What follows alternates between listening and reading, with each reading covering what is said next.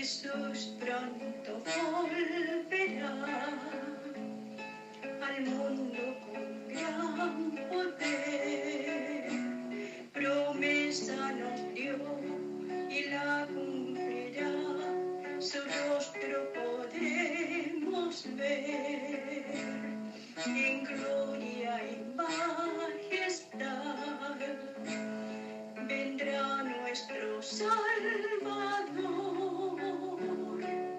pues señales por doquier anuncian al Señor.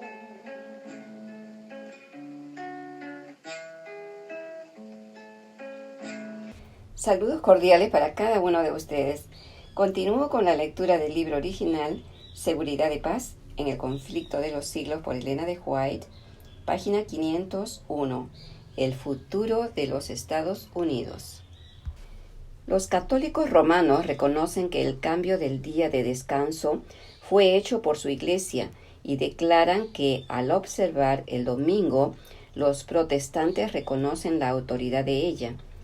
En el Catecismo Católico de la Religión Cristiana, al contestar una pregunta relativa al día que se debe guardar en obediencia al cuarto mandamiento, se hace esta declaración: bajo la ley antigua, el sábado era el día santificado, pero la Iglesia, instruida por Jesucristo y dirigida por el Espíritu de Dios, sustituyó el sábado por el domingo, de manera que ahora santificamos el primer día y no el séptimo. Domingo significa Día del Señor y es lo que ha venido a ser. Como signo de la autoridad de la Iglesia Católica, los escritores católicos citan el acto mismo de cambiar el sábado al domingo, cambio en que los protestantes consienten, porque al guardar estrictamente el domingo, ellos reconocen el poder de la Iglesia para ordenar fiestas y para imponerlas, so pena de incurrir en pecado. ¿Qué es, pues, el cambio del día de descanso sino el signo o marca de la autoridad de la Iglesia romana, la marca de la bestia? La Iglesia romana no ha renunciado a sus pretensiones a la supremacía, y cuando el mundo y las iglesias protestantes aceptan un día de descanso creado por ella, mientras rechazan el día de descanso de la Biblia, acatan en la práctica las tales pretensiones. Pueden apelar a la autoridad de la tradición y de los padres para apoyar el cambio, pero al hacerlo pasan por alto el principio mismo que los separa de Roma, es a saber, que la Biblia y la Biblia sola es la religión de los protestantes. Los papistas pueden ver que los protestantes se están engañando a sí mismos al cerrar voluntariamente los ojos ante los hechos del caso.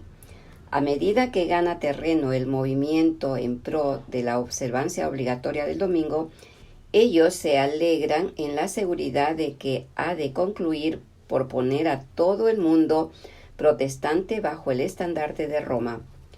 Los romanistas declaran que la observancia del domingo por los protestantes es un homenaje que rinden, mal de su grado, a la autoridad de la Iglesia Católica.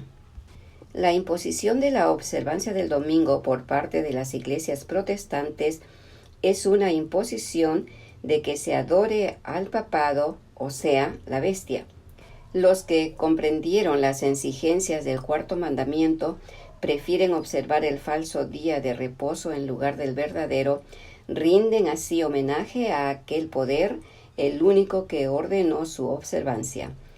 Pero por el mismo hecho de imponer un deber religioso con ayuda del poder secular, las mismas iglesias estarían elevando una imagen a la bestia.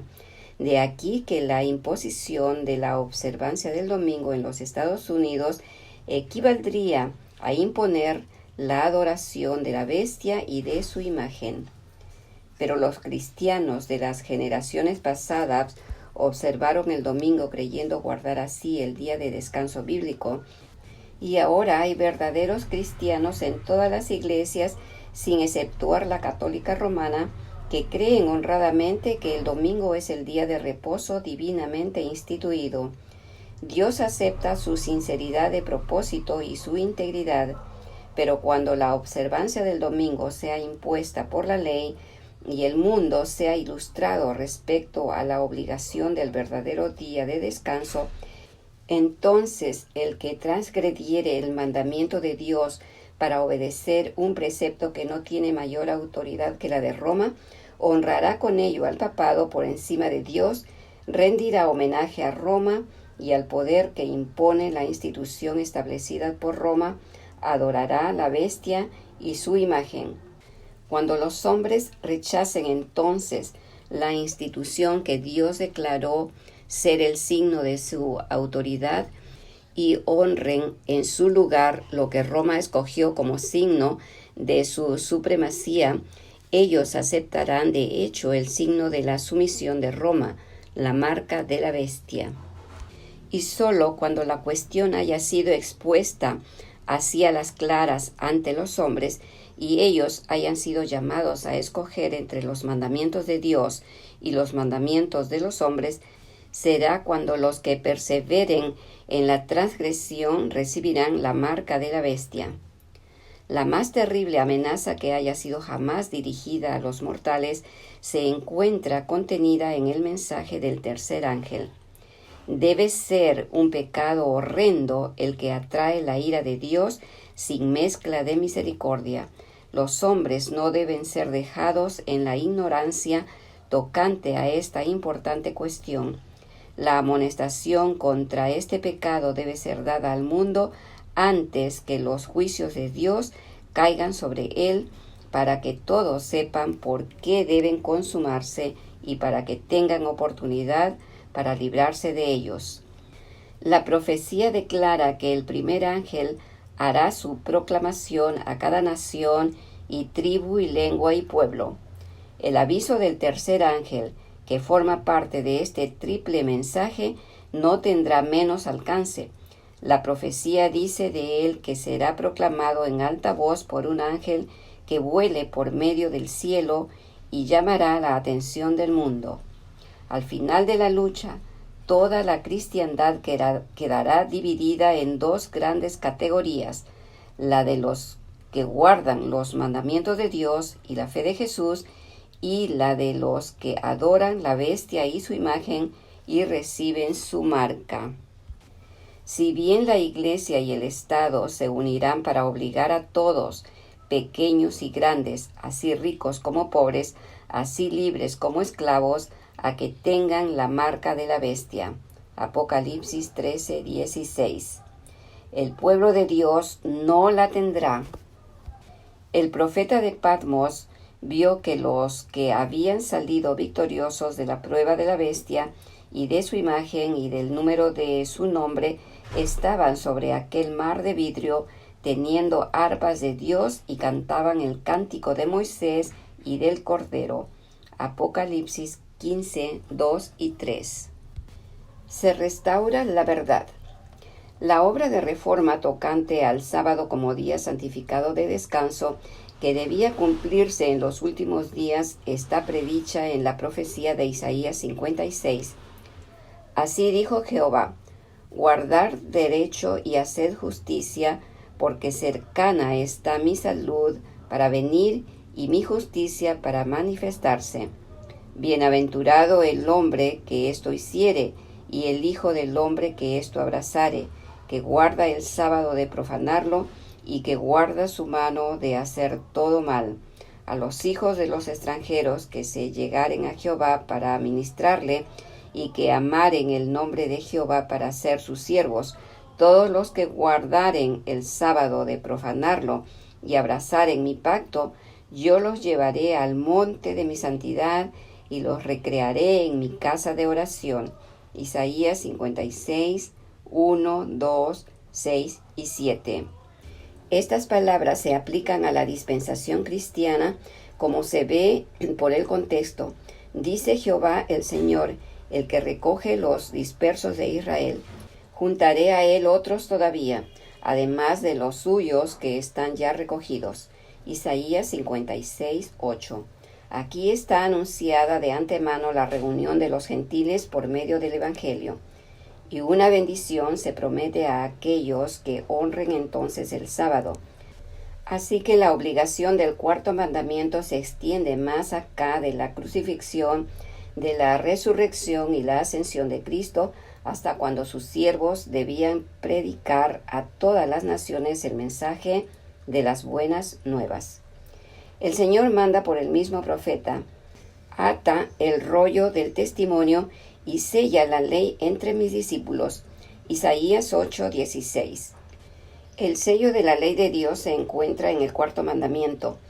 Este es el único de los 10 mandamientos que contiene tanto el nombre como el título del legislador.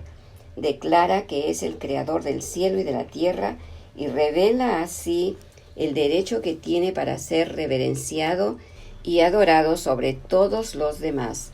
Aparte de este precepto, no hay nada en el Decálogo que muestre qué autoridad fue la que promulgó la ley.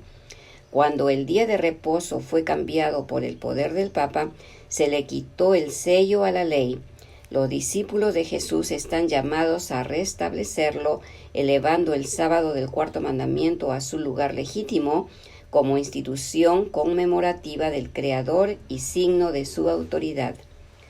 A la ley y al testimonio, aunque abundan las doctrinas y teorías contradictorias, a la ley de Dios es la regla infalible por la cual debe probarse toda opinión, doctrina y teoría.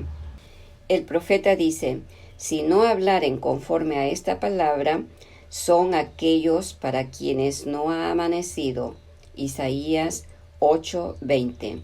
También se da la orden: clama a voz en cuello, no te detengas, eleva tu voz como trompeta, declara a mi pueblo su transgresión, a la casa de Jacob sus pecados. Los que deben ser reconvenidos a causa de sus transgresiones no son los que constituyen el mundo impío, sino aquellos a quienes el Señor designa como mi pueblo. Dios dice además: y con todo me buscan de día en día y tienen deleite en aprender mis caminos, como si fuera nación que obra justicia y que no abandona la ley de su Dios. Isaías 58, 1 y 2.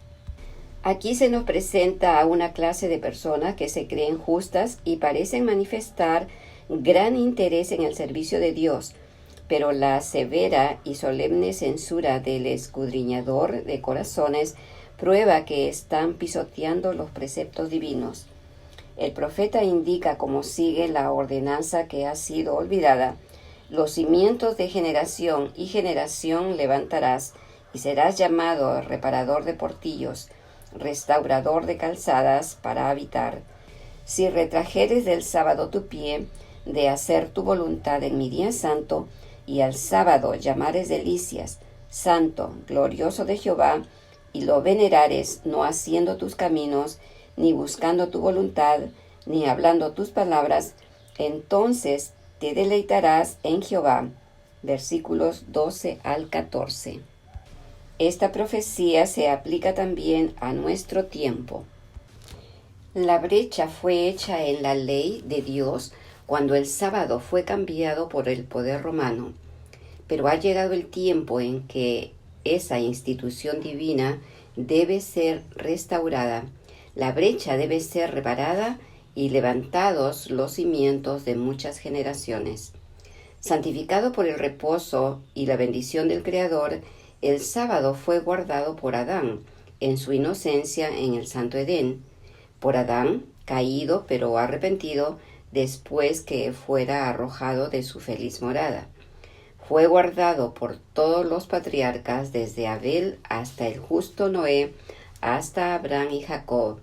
Cuando el pueblo escogido estaba en la esclavitud de Egipto, muchos, en medio de la idolatría imperante, perdieron el conocimiento de la ley de Dios, pero cuando el Señor libró a Israel, proclamó su ley con terrible majestad a la multitud reunida para que todos conociesen su voluntad y le temiesen y obedeciesen para siempre.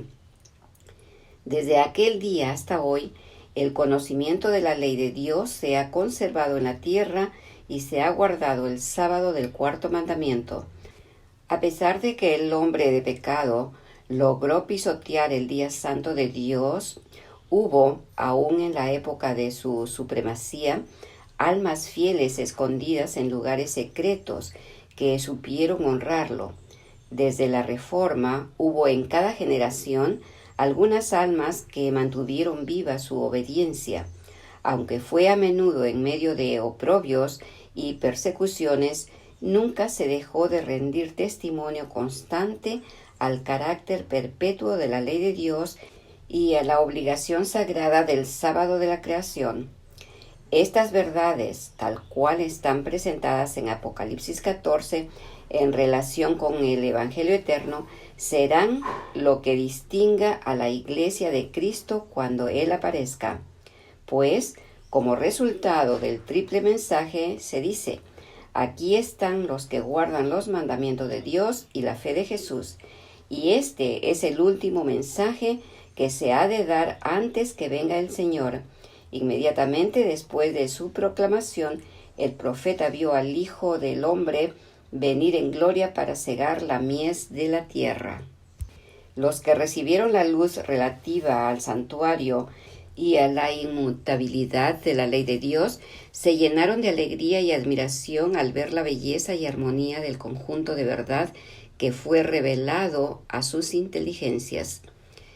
Deseaban que esa luz que tan preciosa les resultaba fuese comunicada a todos los cristianos y no podían menos que creer que la aceptarían con alborozo. Pero las verdades que no podían sino ponerlos en desavenencia con el mundo no fueron bienvenidas para muchos que profesaban ser discípulos de Cristo. La obediencia al cuarto mandamiento exigía un sacrificio ante el cual la mayoría retrocedía. Cuando se presentaban las exigencias del sábado, muchos arguían desde el punto de vista mundano, diciendo: siempre hemos guardado el domingo, nuestros padres lo guardaron y muchos hombres buenos y piadosos han muerto felices observándolo. Si ellos tuvieron razón, nosotros también la tenemos. La observancia de este nuevo día de reposo nos haría discrepar con el mundo y no tendríamos influencia sobre él. ¿Qué puede esperar hacer un pequeño grupo de observadores del séptimo día contra todo el mundo que guarda el domingo? Con argumentos semejantes procurarían los judíos justificar la manera en que rechazaron a Cristo. Sus padres habían agradado a Dios presentándole ofrendas y sacrificios. ¿Por qué no alcanzarían los hijos de salvación siguiendo el mismo cambio?